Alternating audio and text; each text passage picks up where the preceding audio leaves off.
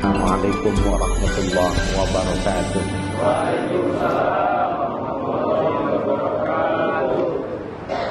Bismillah walhamdulillah wassalatu wassalamu ala rasulillah Sayyidina Muhammad ibn Abdullah wa alihi wa sahbihi wa mawala. La hawla wa la quwwata illa billah, amma ba'du.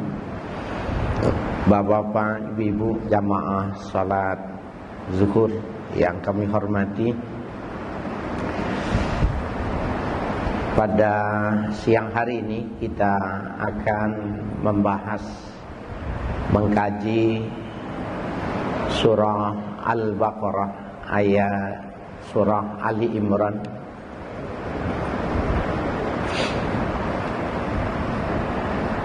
ayat 92 ya.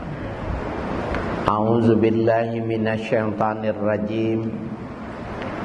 Lan tanalul birra hatta tunfiqu mimma tuhibbun wa ma tunfiqu min syai'in fa innallaha bihi alim. Lan tanalul birra, tidak akan pernah sampai kepada nilai sebuah kebaikan. Ini dalam bahasa Arab, bila kata tidaknya menggunakan lan, itu tidak sama dengan mengatakannya dengan ma, dengan la gitu.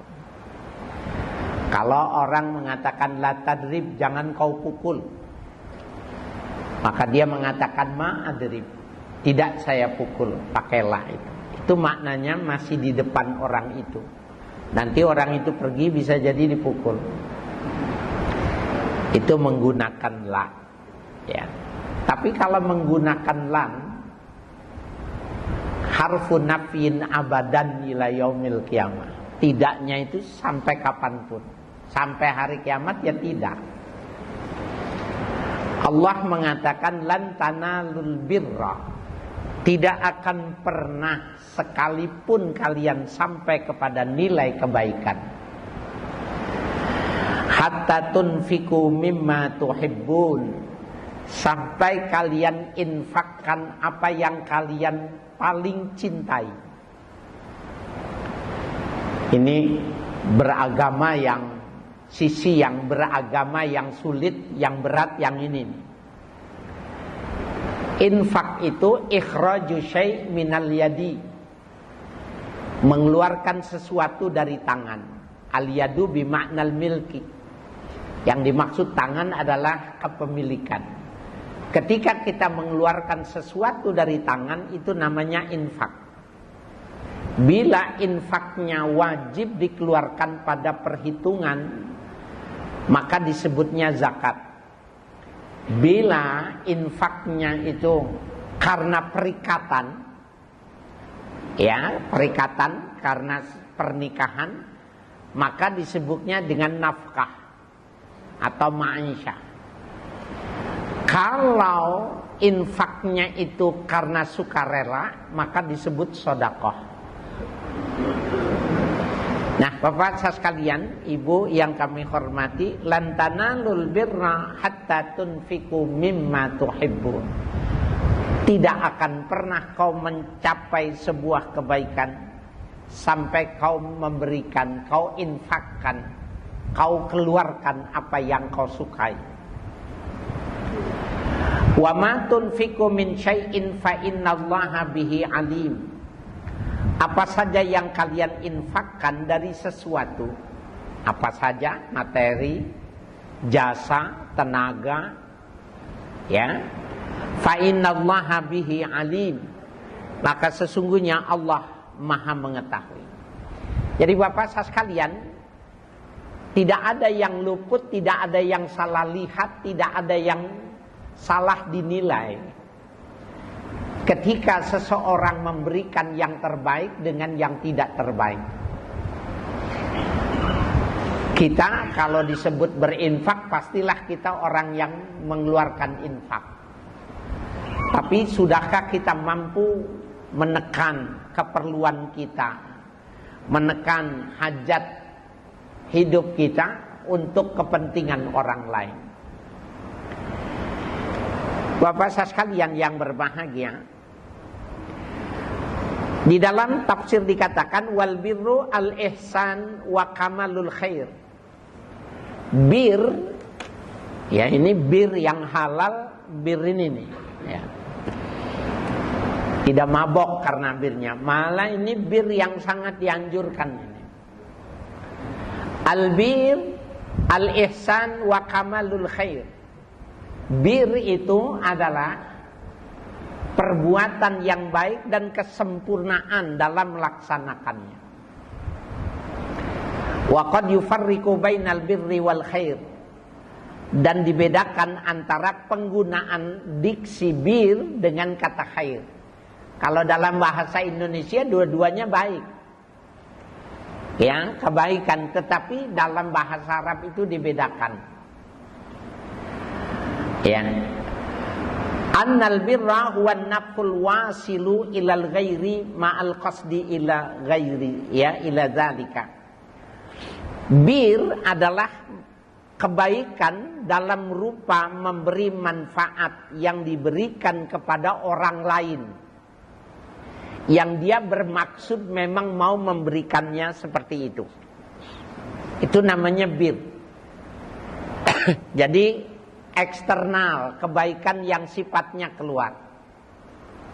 Wal khair an-naf'ul wasilu ilal ghairi mutlaqan. Sementara kata baik itu memberi manfaat kepada orang baik secara mutlak. Artinya tidak ada limitnya, tidak ada ketentuannya.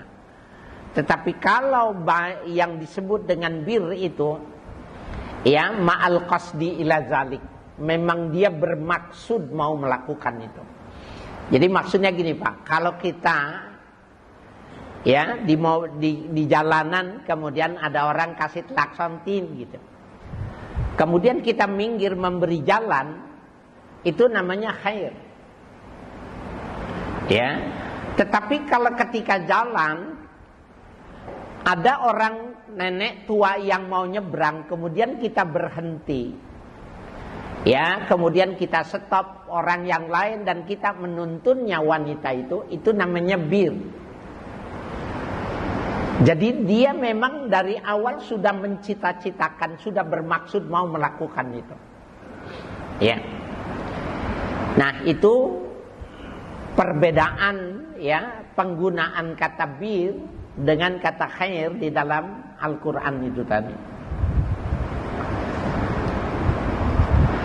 Nah, wa akhraja Ibnu Jarir an Ibni Maimun annal murada bil birri al jannah. Ada satu hadis, ya, yang diterbitkan oleh Ibnu Jarir dari Ibnu Maimun, bahwa yang dimaksud bir di sini adalah sorga. Jadi lantanalul birra ail jannata, gitu. Kau tidak akan bisa masuk ke dalam sorga sampai kau berani mengeluarkan yang paling kau suka, yang paling kau cintainya. Wa zahaba ba'dhum ila annal kalam ala hazbil mudab ay lan tanalu sawabal birri, ya. Ada yang mengatakan albirra ini maksudnya as-sawabal birri, ya, pahala dari kebaikan yang dilakukan. Wa la hadza yakunul muradu bil fa'lul khair, ya. Jadi yang dimaksud adalah melakukan action, ya, dalam sebuah kebaikan. Nah, kemudian ayat hatta tunfiqu mimma tuhibbun qila al muradu bima yuhibbun al mal. Yang paling dicintai itu materi, Pak. Nah, ini menarik, ya. Disebutkan di dalam sebuah hadis sahih riwayat Imam Bukhari dan Imam Muslim, sahabat Anas menceritakan ada salah seorang sahabat Nabi yang namanya Abu Talha. Abu Talha ini aktsarul ansar nakhlan bil Madinah, orang yang paling banyak punya pohon kurma. Jadi kebun kurmanya itu bukan satu tapi banyak. Paling kaya di kota Madinah. Wa kana ahabu amwalihi ilaihi bayruha. Dan yang paling dicintai dari kebun yang dia punya itu namanya kebunnya itu Bayruha. Ini nggak lazim ya Pak ya. Kalau kita kebun ya sudah nggak beri nama. Kalau Nabi itu senjata diberi nama, kendaraan diberi nama, kebun diberi nama gitu. Kalau kita enggak ya. Nah dari kebun yang banyak itu ada yang namanya Bayruha. Wa kana ya fi qiblatil masjid, dan dia berada pada bagian depan Masjidil Haram. Ya, mohon maaf ya, Masjid Nabawi ya, bukan ini kasusnya di Madinah. Wa kana Nabiyyu sallallahu alaihi wasallam yadkhuluha wa yashrabu bima'in fiha tayyibin. Dan Nabi sallallahu alaihi wasallam pernah masuk ke kebun itu. Ya, meminum airnya yang bagus airnya. Jadi kebun itu sangat luas, buahnya bagus, airnya juga jernih. Kemudian ketika turun ayat ini, lan tanalul birra hatta tunfiqu mimma tuhibbun. Qala Abu Talha, ya berkata Abu Talha, innallaha yaqul lan tanalul birra hatta tunfiqu mimma tuhibbun. Wahai Rasul, Allah menurunkan ayat tidak akan mencapai sebuah kebaikan sampai dia memberikan yang terbaik yang dia punya. Wa inna haba amwali ilayya bihairuha. Dan yang paling aku cintai hartaku ini adalah kebun Bayruha ini. Wa innaha shadaqatun lillah. Mulai sekarang itu jadi sedekah fisabilillah. Bapak saya sekalian, ini yang menarik ya. Betapa kapasitas keilmuan itu melahirkan kepekaan yang luar biasa. Kita mendengar ayat, tetapi kepekaannya bisa jadi tidak sama dengan Abu Talha. Dia menghitung mana yang paling dia cintai, maka dia mengatakan ini diberikan ya untuk karena Allah Ta'ala. Arju birraha wa zuhraha indallahi Ta'ala. Aku berharap mendapatkan kebaikan yang Allah berikan dengan ya Bayruha ini tadi, dan ini jadikan ya investasi di akhirat nanti. Fadhaha ya Rasulullah haitsu arakallah. Manfaatkanlah wahai Rasul kebun yang besar ini sesuai dengan kehendak ya, apa yang menjadi kehendakmu ya, apa yang menjadi kehendak Allah terhadapmu, apa yang dimaksud dengan ayat itu tadi, ku persilahkan. Bapak coba kita lihat bagaimanakah Nabi ketika melihat ada orang kaya yang semacam ini. Rasul mengatakan zalika malun rabih. Zalika malun rabih. Waduh, itu perniagaan yang menguntungkan. Itu perniagaan yang sangat menguntungkan.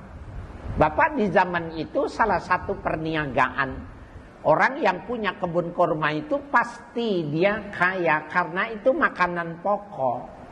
Di zaman itu orang makan kurma itu keseharian. Wa qad sami'tu ma qulta, tapi aku sudah mendengar apa yang kau katakan. Wa inni ara an taj'alaha fil aqrabin. Nah ini menarik. Dan aku berpandangan sebaiknya kau jadikan kebunmu itu sedekah kepada kerabat-kerabat dekatmu. Jadi kalau diberikan kepada Nabi, Nabi bisa melakukan apa saja. Jadi yang dimaksud lan tanalul birra itu, Bapak Saudara sekalian, tidak mesti diberikan kepada Nabi, tidak diberikan kepada seorang ulama, tidak mesti diberikan kepada institusi keagamaan. Bila itu diberikannya kepada kerabatnya dan itu adalah yang terbaik yang dia keluarkan, sudah masuk kriteria itu. Wa inni ara an taj'alaha fil aqrabin. Nabi mengatakan, aku berpandangan lebih baik kau berikan kepada kerabat-kerabatmu. Faqala Abu Talha, dan Abu Talha mengatakan, af'alu ya Rasulullah, aku akan melakukannya ya Rasul. Faqasamaha Abu Talha fi aqrabihi wa bani ammih. Dibagikanlah oleh Abu Talha itu ya kepada kerabatnya, termasuk anak keturunan dari pamannya, sepupu-sepupunya, dibagikan semua. Nah, Bapak sekalian yang berbahagia, wa ala hadza fal muradu bil infaq ma ya'umul mustahab.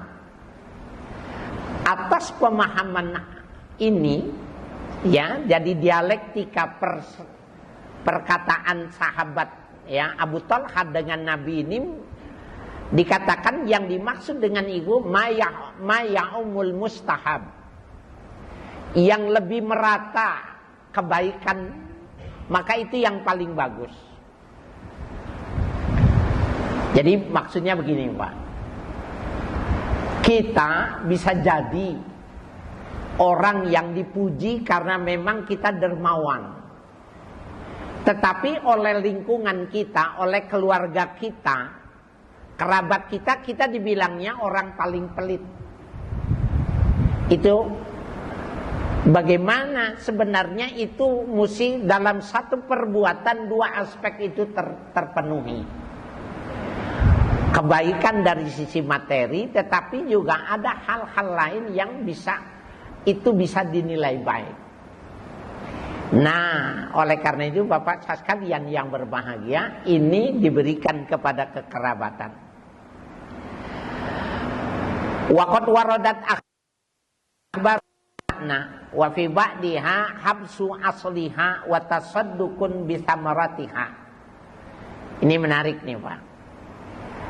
Datang beberapa hadis yang semakna dengan ini, bahwa boleh seseorang itu menahan sebagian yang asalnya itu ditahan, tetapi buahnya yang disodakohkan. Ini kalau sekarang disebut dengan sodakoh, ini yang disebut dengan wakaf progresif.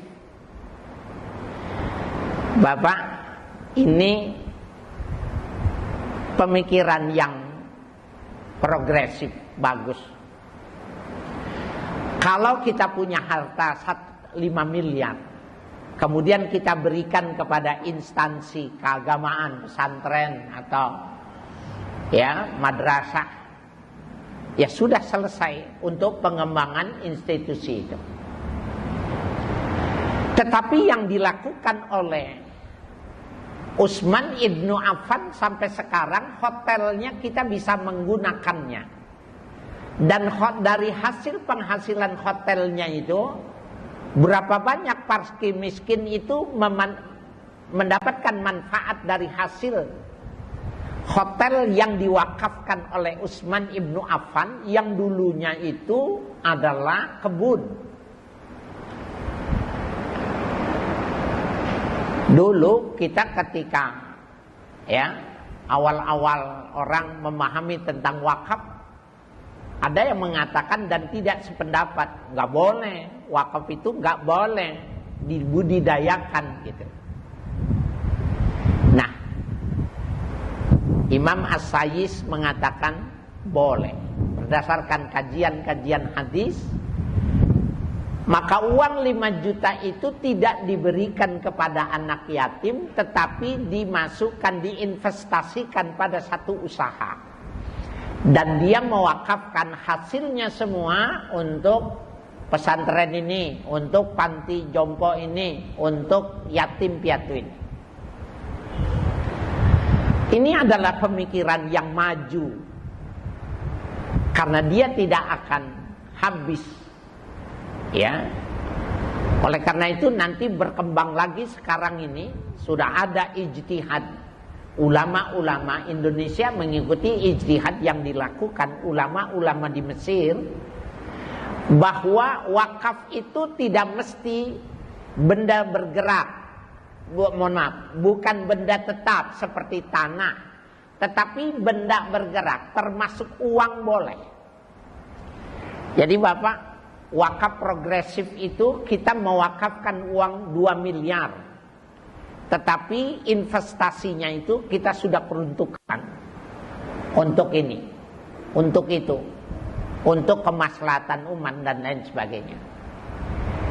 Nah ini yang kita bisa lebih berproduktif ya, lebih produktif manakala kita mencoba bahwa albirra yang dimaksud ini adalah dengan cara kita mendayagunakan, memanfaatkan yang dikatakan habsu asliha wa tasaddukun bisamratiha, menahan aslinya dengan wakaf tetapi memberikan sodakohnya dengan hasil, dengan buah, dengan kebun. Itu tadi.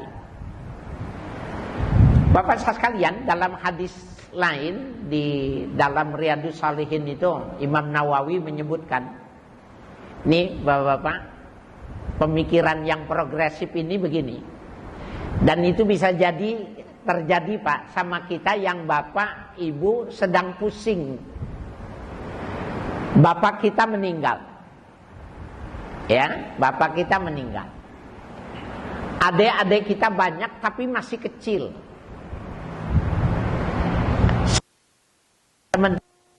Adik-adik kita itu kelas ekonominya tidak sama. Ya, kelas ekonominya tidak sama. Artinya kalau dibagi waris, maka yang kaya senang, yang tidak punya uang bisa jadi ketika dia bikin rumah sudah. Ada salah seorang sahabat yang ketika dia tahu persis adik-adiknya itu bermacam-macam, maka warisannya tidak dikeluarkan. Anggaplah itu kebun kormanya tidak dibagi waris. Tetap dibudidayakan dia sebagai kebun, dijual, tapi setiap bulan berdasarkan persentase, ya, berdasarkan presentasi daripada bagian laki dengan perempuan itu, maka dia bagikan. Jadi kalau wakaf progresif itu berdasarkan ayat ini dan hadis ini bisa, maka mendayagunakan warisan yang bila penilaian kita sebagai kakak yang tertua, ini mah kalau dibagi warisan habis. Kenapa? Dia terlibat judol, hobinya judol. Yang ini senangnya narkoba, bisa habis. Seorang kakak yang tertua boleh menginisiatifi dijadikan warisan yang progresif. Dan itu ulama mengatakan tidak berdosa. Justru kalau uangnya diberikan malah habis. Bapak saya sekalian, ini bukannya teori ya Pak ya. Ada orang yang di daerah tertentu punya anak perempuan, tetapi laki-laki terakhir, laki-laki. Biasanya orang senang punya anak laki-laki. Maka hartanya itu rumah, beberapa rumah yang disewakan sama bule-bule itu di atas namakan laki-laki. Tetapi anak laki-laki ini terkena narkoba. Kalau saja kakak-kakaknya yang perempuan mau membagi waris, maka sebenarnya berapa kekuatan uang di hadapan orang yang terkena narkoba? Berapa miliar itu pun pasti akan habis.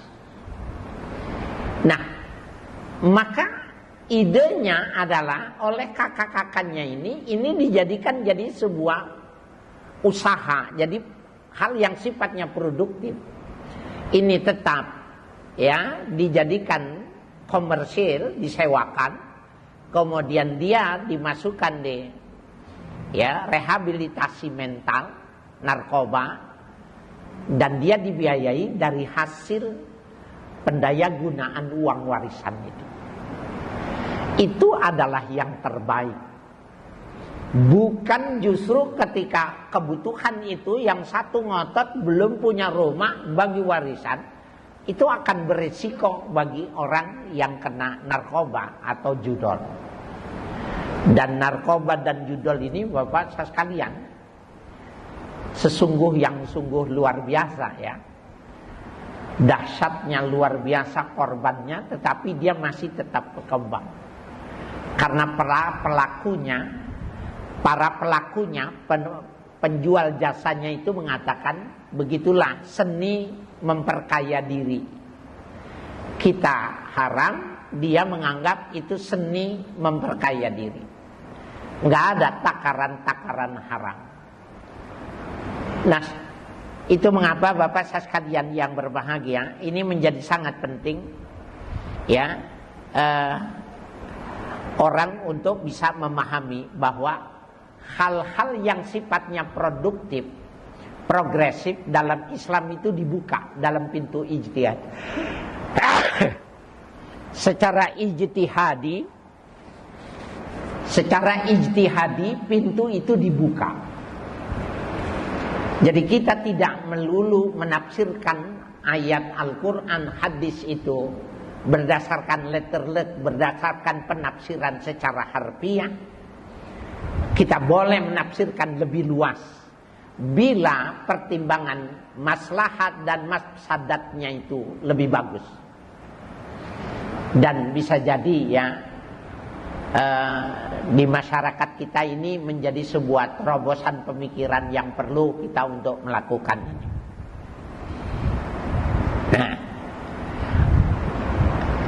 Nah, jadi wafi ba'diha ada sebagian lagi pemerakannya itu tadi, habsu asliha, menahan yang pokoknya, yang asalnya, modalnya itu ditahan. La yuba'u wa la yuhabu wa la yurasu. Tidak dijual, tidak dihibahkan, dan tidak diwariskan. Wa tasaddukun bisamratiha fil aqrabin. Kemudian diberikan sedekah hasil dari penjualan, dari panen itu kepada kerabat-kerabatnya yang diisyaratkan oleh Nabi, mengatakan antaj'alaha bainal aqrabin. Menurut pemahamanku lebih baik kau manfaatkan itu untuk kerabatmu. Jadi Bapak sekalian, ini menarik. Sampai sekarang Hotel Utsman Ibnu Affan itu tambah besar, tambah megah. Sepertinya itu adalah wakaf yang progresif yang akan bertahan sampai kapanpun. Nggak mungkin pemerintah Saudi Arabia berani menggusur atau melakukan ketika itu dia tahu persis siapa yang mewakafkan itu. Ya, boleh Bapak niatkan dari sekarang umrah, pengen nginep di hotelnya Utsman ibn Affan. Masih ada Pak sampai sekarang. Mudah-mudahan Bapak yang niat itu bisa berhasil. Amin. Yang aminnya kenceng, berangkatnya duluan. Amin.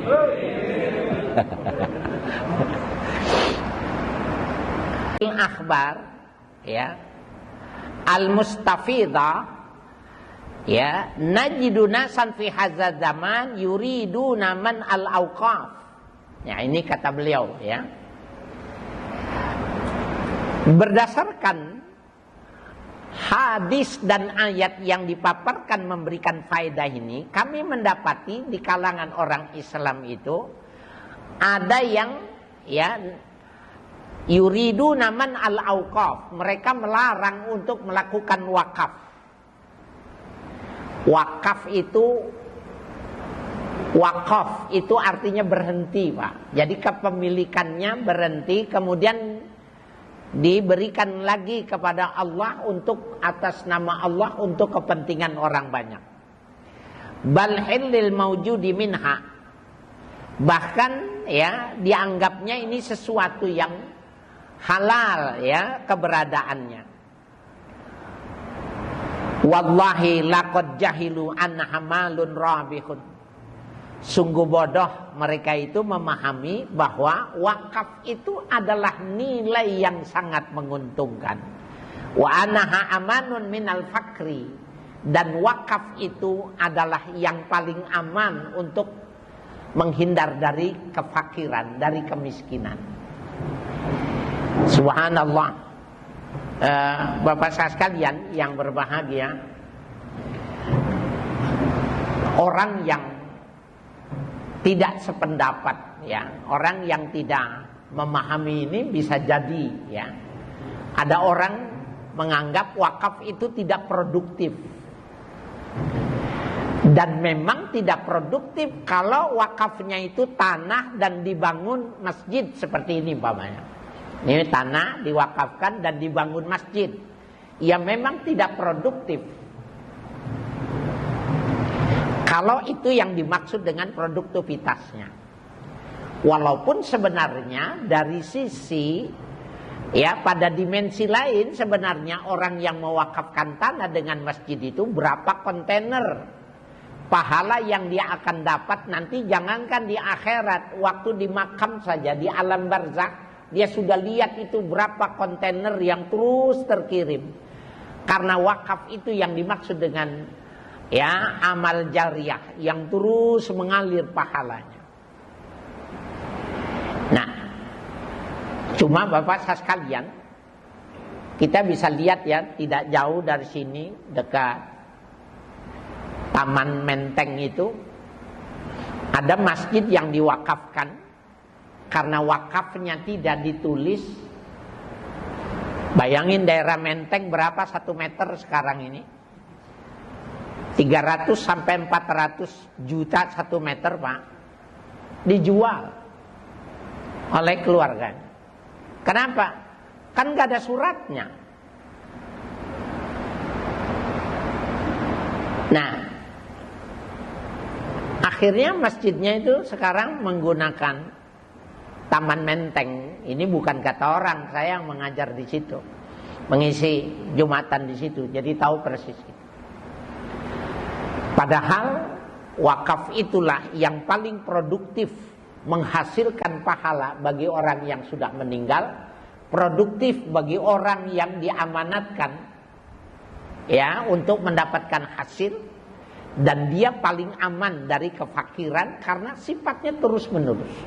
Hanya bagaimana kita memberikan nazir, mencarikan nazir yang benar profesional, ya, mengerti benar. Bapak sekalian yang berbahagia, ada orang kaya menghadap Nabi, ya Rasulullah, ya, li malun katsir wa inni akhaful maut. Ya Rasul, aku ini orang yang banyak harta, tapi aku takut mati. Maka Nabi mengatakan ajilhu. Kalau kau takut mati, uangmu banyak, segerakan itu. Kirim duluan, maka kau nanti akan segera dan kau senang menyusulnya. Itu termasuk wakaf, Pak. Oleh karena itu dalam pembahasan warisan, Bapak sekalian, dianggap bodoh oleh ulama kalau seorang muslim yang berharta itu ketika meninggal dijadikan warisan semua. Ini yang mengatakan ini bukan saya, Pak. Kita punya harta banyak, meninggal semuanya jadi harta warisan, itu bodoh. Mana dalilnya? Ketika orang kaya itu ingin memberikan keseluruhannya, kalau begitu seluruhnya aku sodakohkan ya Rasulullah. Jangan, kata Nabi. Fanisfuhu ya Rasulullah. Kalau gitu setengah aja ya Rasulullah. Jangan, kata Nabi. Fasulusun ya Rasulullah. Kalau gitu sepertiga saja ya Rasul. Fasulusun katsir. Sepertiga itu sudah banyak buat kamu. Jadi Bapak, kalau kita sudah tua, sudah tidak produktif, kita sudah tidak lagi bekerja, sepertiga itu harus kita manfaatkan buat kita. Yang 2/3 itu buat warisan. Maka kita buat wasiat atau kita katakan, semua aset ayah sepertiga milik ayah, dan itu kalian nanti wakafkan. 2/3 adalah warisan untuk kalian.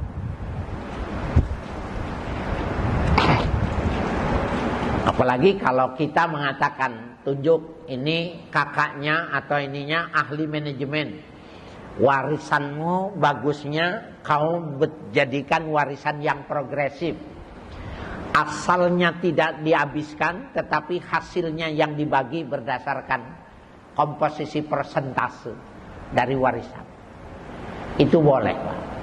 Itu menurut muhaddis dan fuqaha seperti itu, sepertiga. Kalau kita lihat menurut mutasawwifin, ekstrim lagi, kita sebut saja Syekh Al-Imam Abdul Wahab Asy'arani dalam kitabnya Tanbihul Mughtarrin. Kalau kita sudah tua dan kita mau meninggal, kita lihat anak kita, sholat enggak, puasa enggak, menjalankan syariat tidak. Kalau tidak, habiskan semua hartanya itu, wakafkan untuk kepentingan umat. Dan kita kumpulkan anak-anak kita itu, kita bilang, dulu ayahmu tidak punya apa-apa, sekarang punya harta banyak. Sekarang ayah wakafkan itu semua, kembalikan kepada Allah. Kalian jadilah seperti ayah yang tidak memiliki apa-apa. Apa argumentasinya para mutasawwifin? Karena orang tua merasa dirugikan kalau anaknya tidak sholat dibiayai, kalau anak yang narkoba dibiayai, kalau yang judol dibiayain. Oleh warisan itu orang tuanya namanya tidak paham bahwa dia investasi pada hal-hal yang jelek yang akan dilakukan oleh anaknya. Jangan lupa, Pak, ini mutasawwif, sufi begitu pandangannya. Kalau muhaddis fuqaha mengatakan sepertiga buat kita, 2/3 untuk warisan.